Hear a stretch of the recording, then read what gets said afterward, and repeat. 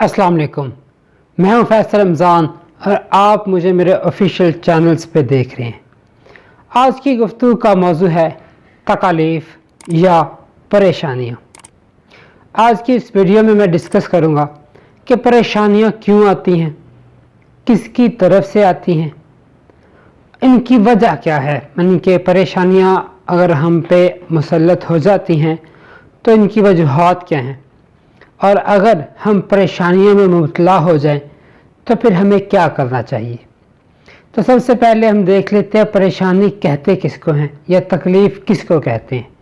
तो तकलीफ़ ये होती है कि हमारा माली तौर पर कोई नुकसान हो जाता है या जानी तौर पर कोई ज़िया हो जाता है, हमारा कोई प्यारा हमसे बिछड़ जाता है, इस दुनिया से इंतकाल कर जाता है, या जिस्मानी तौर पर हम किसी बीमारी के अंदर मुब्तला हो जाते हैं, हमारा जिस्म का कोई हिस्सा जो है वो डैमेज हो जाता है।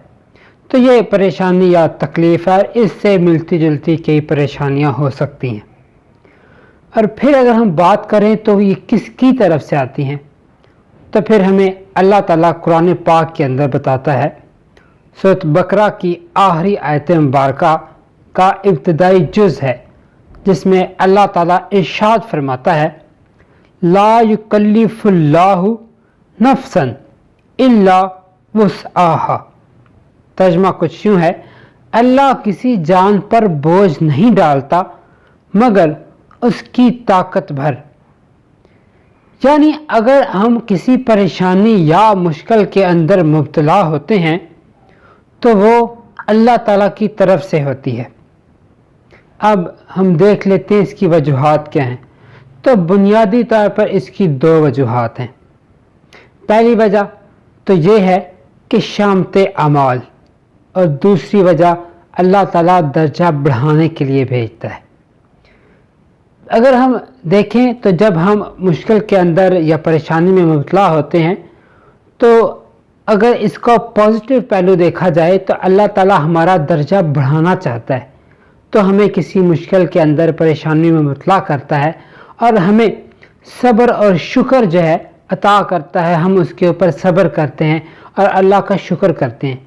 ये अजीम बंदों की निशानी है कि वो हर हाल के अंदर अल्लाह का शुक्र अदा करते हैं, और जब वो शुक्र करते हैं तो अल्लाह ताला ना सिर्फ उनसे वो परेशानी ख़त्म करता है बल्कि अपनी बारगाह में उनका दर्जा भी बढ़ा देता है। और दूसरा पहलू वो ये है कि असल में शामते अमाल होता है, यानी जब हम बहुत ज़्यादा कबीरा गुनाह करते हैं तो अल्लाह ताला हमें किसी तकलीफ़ में मुब्तला करता है और हकीकत में वो हमारे लिए बेहतर होती है। फिर हम अल्लाह ताला की तरफ रुजू करते हैं और तौबा ताइब होते हैं कि या बारी ताला हमसे ये गुनाह सरजद हुआ, इस वजह से हमें माफ़ फरमा। तो इस लिहाज से ये जो परेशानी है, तकलीफ़ है, वो हमारे लिए एक समझ लें एक मौका होता है कि हम अपने आप का एहतिसाब करते हैं और दोबारा से अल्लाह ताला की तरफ लौट जाते हैं। अब हमें करना क्या चाहिए जब तकलीफ़ आए या परेशानी आए? तो हमें सब्र ही करना चाहिए और शुक्र ही करना चाहिए। क्यों? क्योंकि तकलीफ़ या परेशानी सिर्फ अल्लाह ताला की तरफ से दी हुई है और वो ही उसको रफ़ा करने वाला है, दूर करने वाला है।